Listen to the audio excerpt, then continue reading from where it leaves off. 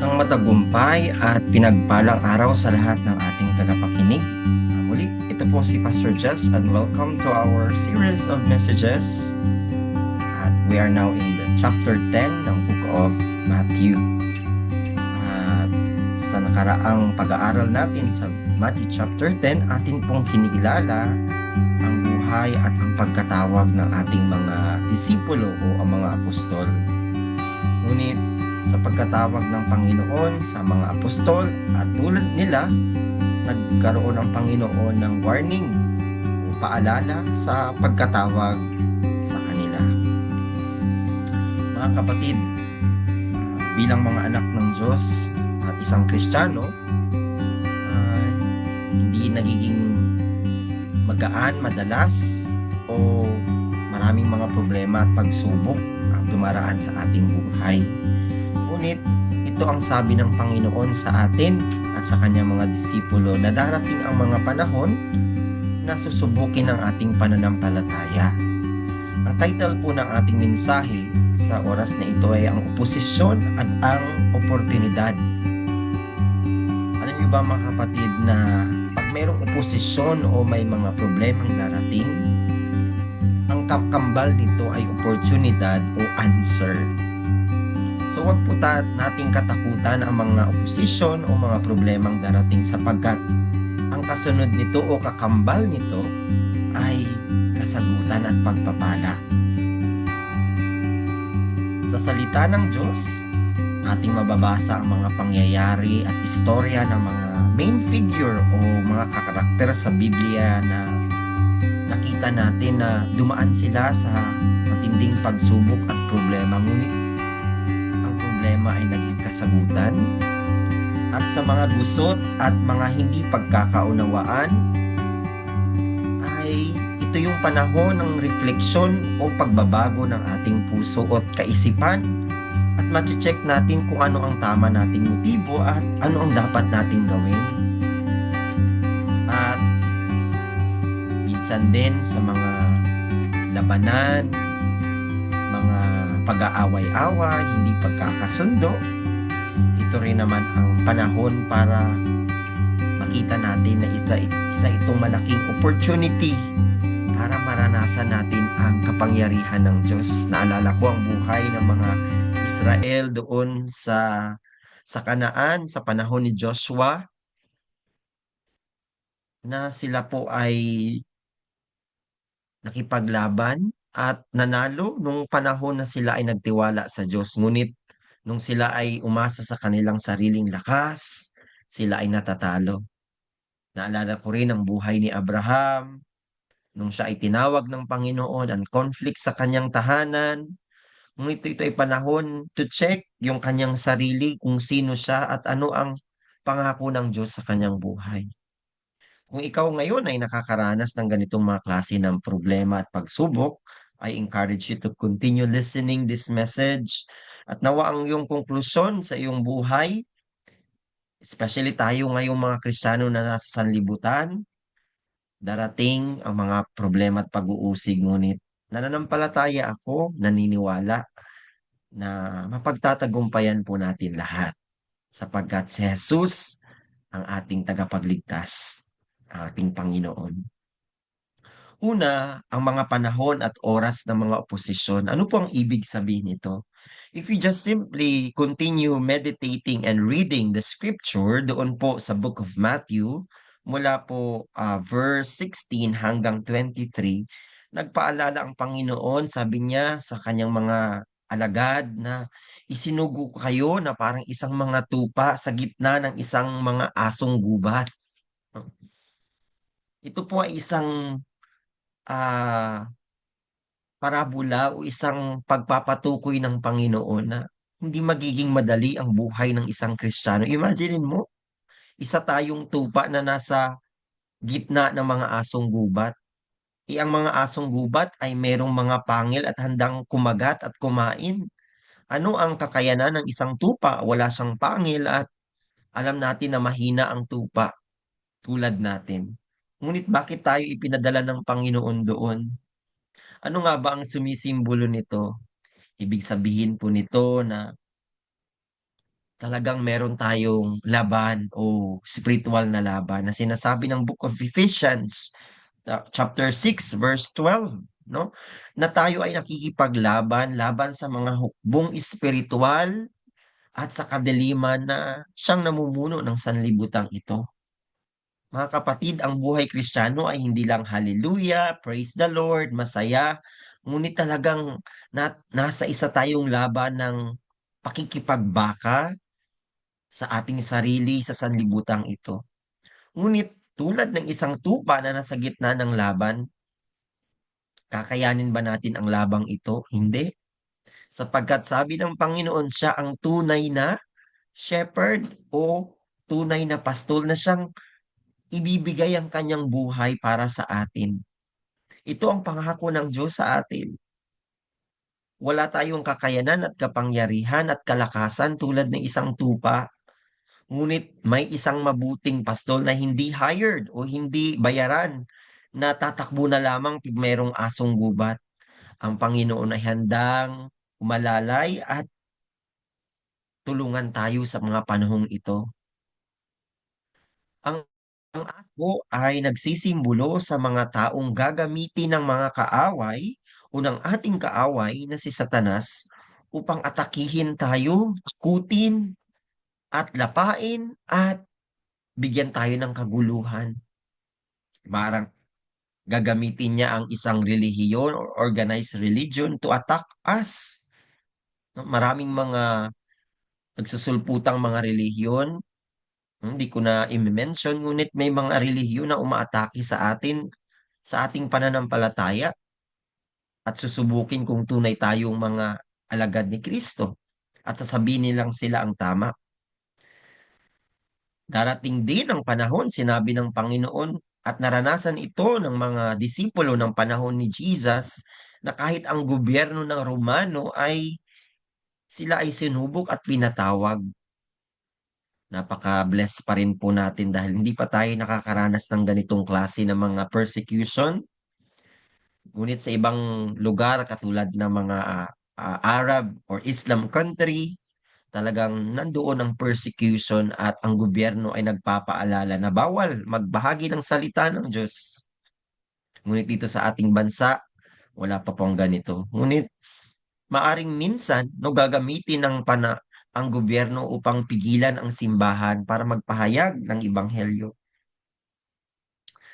Ngunit ang matindi po nating kaaway na maaring mga asong gubat na gagamitin ng ating kaaway ang mga malalapit sa atin. Ito ang ating pamilya. Pag sinasabi na ng ating mga kapatid, asawa, anak, o malalapit sa atin, madalas tayo ay naapektuhan sa ating pananampalataya at nawawalan ng loob. Yan ba ang mga Kristiyano? Yan ba ang mga anak ng Diyos? Para bang sinusubok nila at alam nila kung ano ang buhay ng isang anak ng Diyos? Nawa, huwag po tayo magpadala ng ating emosyon. Sinabi ng Panginoon sa verse 18, ang mga bagay na ito ay darating dahil sa pagsunod natin sa Panginoon. Sa ating pagsunod sa Panginoong Heso Kristo, mga kapatid, huwag po tayong magtiwala sa tao o kumapit sa pangako ng taong ngunit doon lamang tayo tumindig at tumingin sa ating Diyos na makapangyarihan. Sa ating pagsunod sa ating Panginoong Kristo, madalas kailangan nating isalikway sa Bisaya ang ating sarili o iwan ang ating sarili at minsan kahit pa ang mga taong malalapit sa atin sapagkat ang gusto ng Panginoon na 100% tayong magtitiwala sa Kanya at ang Diyos nang bahala sa lahat ng mga bagay. Ito po ang cost ng pagsunod sa Panginoong Hesus Kristo. Minsan pera, minsan karamdaman, minsan atake sa pinansyal, atake sa relasyon, at minsan tinuturuan tayo ng Panginoon ng pagpapakumbaba. Tinuturuan tayo ng Panginoon na manalangin at ibigay ang lahat sa Kanya. Ang panahon ng mga oposisyon. Ngunit hindi laging Oposisyon ang mga panapanahon. May panahon din ng pagtatagumpay at panahon ng pakikipaglaban. Ang panahon ng oposisyon ay kakambal nito ay ang panahon ng oportunidad. Siguro maaring tayo ay nakakaharap sa isang problema, ngunit sana ang ating pagtingin at ang expectation na pagkatapos ng problemang ito, meron na namang kasagutan. So doon po natin tignan ang mga bagay-bagay dahil hindi laging nasa baba tayo, sabi nga nila. Actually, ito ay panahon. Kung panahon para mas lalong hindi tumigil, kundi mas lalong tumakbo. Sa panahon ng mga pag-uusig, problema, hindi ito panahon ng pagtigil at ayoko na pastor, give up na ako. Hindi. Ibig sabihin nito, isang panahon nito na dapat ka pang tumindig sapagat ito ay oportunidad para mas lalo kang tumaas. Stepping stone. Ang lahat ng mga pangyayari sa buhay natin, alalahanin natin na merong plano o napakagandang plano ang Panginoon, kapatid. Hindi nga lang natin nakikita, mas nakikita natin ang problema at sitwasyon. Ngunit ang Panginoon ay ahead of us. Meron siyang plano para sa atin. Tingnan lang natin ang halimbawa at buhay ni Jose. Wow, kung tayo siguro sa buhay ni Jose, ni Joseph, sariling pamilya, kapatid, nakaharap ng kamatayan, pagbibintang ng walang kasalanan, paglalagay sa pag-aalipin. Di ba napakasakit at pangit na sitwasyon yun? Ayaw natin yung panahon na yun. Ngunit ito pala isang malaking plano ng Diyos upang maging patotoo. Sabi ng Genesis 45 verse 5 to 7, God has planned this. Sabi niya sa kanya, ang Diyos ang nagbenta sa akin. He sold me so that people will be saved at mabuhay ang iyong pamilya, ang aking pamilya. Lord, I bless you. I really pray that our workers na siya nakikinig ng mensaheng ito na maging patotoo po ang ating buhay sa mga taong nasa ating paligid at wag po tayo mawalan ng loob. Amen? Sa kabutihan man o kasamaan, sabi ng Biblia, ito ay para sa ating kabutihan.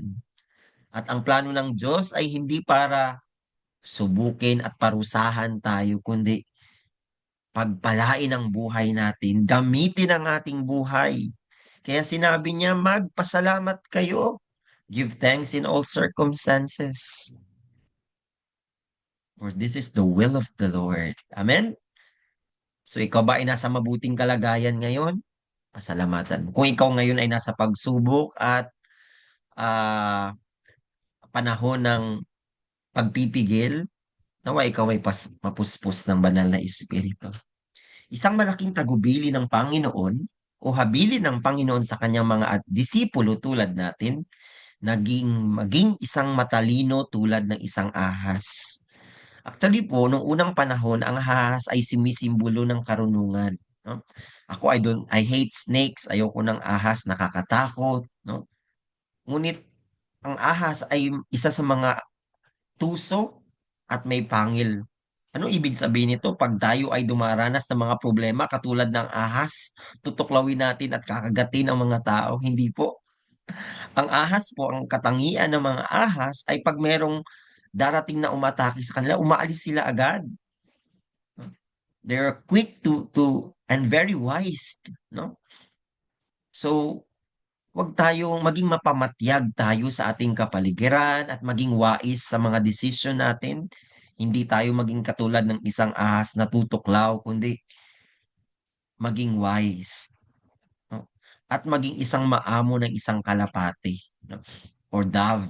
Ang dove po ay nagsisimbolo ng peace, nagsisimbolo ng kahinahunan, kapayapaan, malinis na puso. Nawa sa ating mga desisyon at mga i-check natin ito ba ay tama?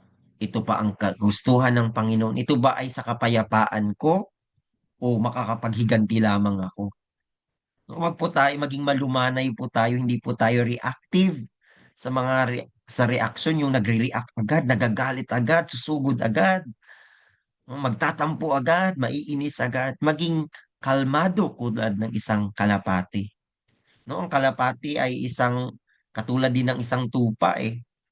Wala naman silang kakayanan, ngunit ito ay nagsisimbolo ng ng banal na espiritu ng kapayapaan. Jesus said, I give you peace. Ibinagkakalob sa iyo ng Panginoon ng kapayapaan. Nawa ikaw ay maging mapayapa sa iyong pagtulog, sa iyong mga gawain. Ibigay mong lahat at maging wais katulad ng isang ahas. Amen? Yun ang panahon ng oportunidad. Why? Paano natin makikita ang oportunidad? Eh, naiinis nga tayo. Then ito po ang point number 3, Sela time. Ang Sela time po, ang ibig sabihin ng Sela ay isang pause or break, no? O paghinto ng sandali o meditation time o stop time. Pero ibig sabihin po nito, hindi ka na tumitigil. Nagpapahinga ka lamang, ngunit ang iyong puso, ang iyong pag-iisip ay tutuloy pa rin sa pagtakbo sa buhay ng isang Kristiyano. Sinabi po dito na in verse 20, sapagkat ipagkakaloob ko sa inyo ang oras na iyon na iyong sasabihin kung tayo man ay harap sa mga pagsubok, sa mga lalaking tao, sa mga taong kinaiinisan natin, sa ating kaaway. Sabi ng Panginoon ng kanyang pangako sa verse 20 na ang banal na Espiritu ang siyang magtuturo sa atin at mamamagitan sa atin, hindi ang ating sarili. No? Naalala ko minsan galit na galit ako sa isang tao at may gusto akong sabihin. Talagang ito yung sabihin pero I make a sella time which is pause, break time. Nung nakaharap ko na siya, hindi ko na masabi. Naging mas maayos ang sitwasyon at naging mahinahon at naging nagkabati rin kami in the end. Pero kung galit ka, siya ay galit at sasabog ka at harapin mo siya, no? Nawa naman, no? Wala namang mangyayaring ganito sa buong linggo natin, no? Naging mahinahon tayo at ang kapayapaan at patnubay ng banal na Espiritu ay laging nasa atin. Amen? Huwag kang matakot, sinasabi ng Panginoon, sapagkat ito ang kanyang pangako. Ang mga disipulo ay humarap sa mga malalaking tao. Huwag kang matakot. Nangako ang Diyos na siyang sasamahan niya tayo. Naalala ko si Pablo, no? Talagang sa kanyang talagang humarap siya sa mga hari at emperor. Pero ito pala ay panahon para ibahagi niya ang salita ng Diyos. No? Ito ay ang oras na dapat tayo maging sensitibo sa banal na espiritu. Ito ba ay gawa ng kaaway para ako ay madaya? O ito ba ay gawa ng banal na espiritu upang gabayan ako para sa ganitong plano ng Diyos? Mga kapatid, manalangin po tayo at i-connect natin ang lahat ng sitwasyon, pangyayari, events sa natatagong plano ng Diyos. Kung may sakit, may problema, may conflict, may pagkaaway-away, mag-focus tayo sa plano ng Diyos. Magkaroon tayo ng spiritual na disiplina o self-control o pagpipigil. No, yung mga walang taong disiplina, kakain ng marami, magagalit, di ba? Pero ang taong napupuspos ng banal na espiritu, sila ay disiplinado, spiritual na disiplina, hindi pa daos-daos, padalos-dalos, but nagiging wise sila katulad ng isang serpent at nagiging calm like a dove. No?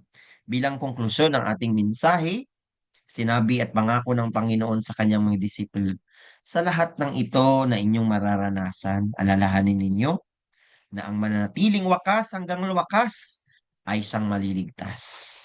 Sa mga pagsuusig at pagsubok, laging nating tandaan na merong maganda at mabuting plano ang Diyos sa ating buhay. Muli, God bless you and I hope that you get to enjoy this message. See you next week.